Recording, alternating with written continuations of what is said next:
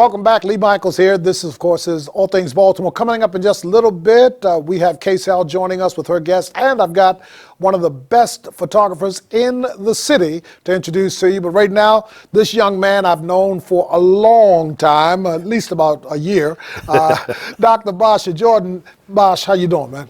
Doing great. Thanks for having me today. Good to see you, man. Good to see you. I know a lot has been happening with you recently, but most recently, which you brought to my attention, was you've been promoting your book, The Pipe and the Pulpit.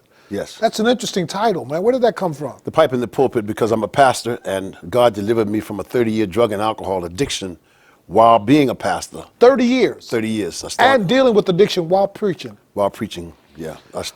How much of a conviction was that? I mean, what was going on in you, knowing that every Sunday there was a body of people that were coming to hear you speak hope into their lives, and yet you were living a life that was hopeless? Well, my life wasn't hopeless in the beginning or in the middle. It was toward the end. Okay. Addiction is something, defined is obsessive and compulsive behavior. Okay. And what addiction can do, addiction can sneak up on you. Okay. Gradually. Is that what happened? That's what happened. That's what happened. So, in what form? What was the drug of choice? Well, the drug of choice at the time was cocaine. Okay. That was the drug of choice in the late '80s, but it started off with cigarettes. Interesting. Started off with cigarettes. Cigarettes moved to alcohol. Okay. And a little bit of heroin, and then back in the day, we had Quaaludes, pills, that sort of thing. So how did you come to grips with this problem, this bondage, literally, you were dealing with? Yeah, well, there came a time when I was pastoring back in, really, I began pastoring in 1983 in Baltimore. Okay. And during that time, that's when my addiction escalated. Okay. So that by the time in 1988, when I finally got delivered, got clean, went to treatment. So you actually had to go to treatment. You had to say, I can't do this by myself. Went to treatment. What happened was my wife did something that I told her, if she ever told the bishop I was using, I told her I would kill her. Okay. Drug addiction can make you crazy. There's a second step in the 12-step process that says we came to believe that a power greater than ourselves could restore us to sanity. So I didn't realize that I was out of my mind until after I went into treatment. Mm-hmm. And so my wife went to the bishop. They did an intervention in my life, Friday, October 13th, 1988. Wow. I went into treatment for 28 days, came out, and God has blessed me tremendously. Since then, my life has totally changed. So from that point until till the time you decided to do this book, The Pipe and the Pulpit, what was it that prompted you to record your testimony in the book?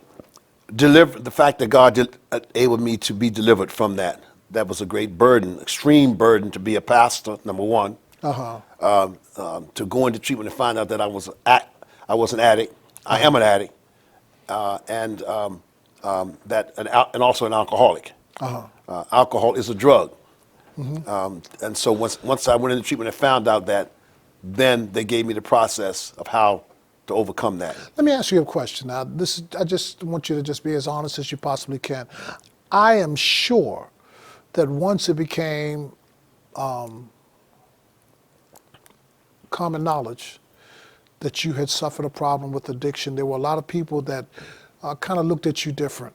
Yes. How hard was that, dealing with people knowing that they were looking at you and not understanding that you were dealing with a sickness? Well, once I came clean and the people in the church knew that I had been to treatment, knew that I was an addict, knew that I was an alcoholic, my whole ministry changed. People left the church. But I stayed at the church. I was pastoring St. James United Methodist Church down on Monroe and Lexington at the time. And some people left the church. When I came back, continued pastoring, some persons would stand up, would talk back to me while I was preaching. Yeah. People walking out of the service. How did that affect you, man? I mean, here you are. I mean, you've just overcome a major obstacle in your life, and now you've got this lack of a confidence erode, a lack of agreement that's undermining your confidence. How was that for you? Well, in hindsight, Yeah.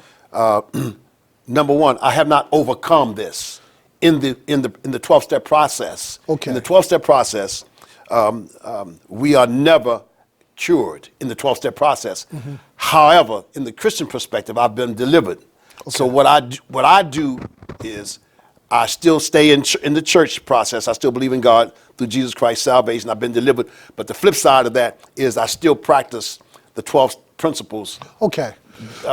So, and the reason why I practice that is because I've seen what happens to people who don't. Who ignore it. Yes. So I want to get to this before we run out of time. So you did the book. Did the book. Who is the book for?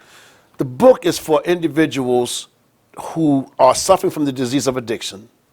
The book is for individuals who have family members, Okay. Loved ones. By reading this book, not only does this book chronicle my life, but it also gives principles on how do you deal with a family member or a loved one who's an addict, Okay. who's an alcoholic. How can you help them? Addiction is a spiritual problem, and there's a spiritual solution. So how can they get the book? They can get the book. You can go to my website, which is hopealiveoutreach.org, hopealiveoutreach.org.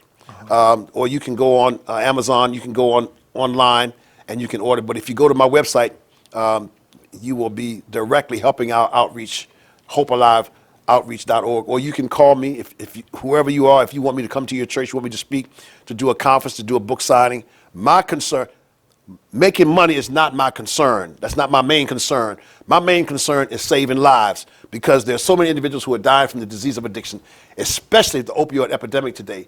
Fentanyl is killing people just like that. Well, listen, they're going to reach out to you. What's Yes. the phone number again? 443-250-9635. That's 443-250-9635. All right, listen, we've got K-Sal coming up next. And listen, man, you keep on doing what you're doing, okay? Thank you. And K-Sal's coming up next, and we'll have our final guest joining us shortly right here on All Things Baltimore.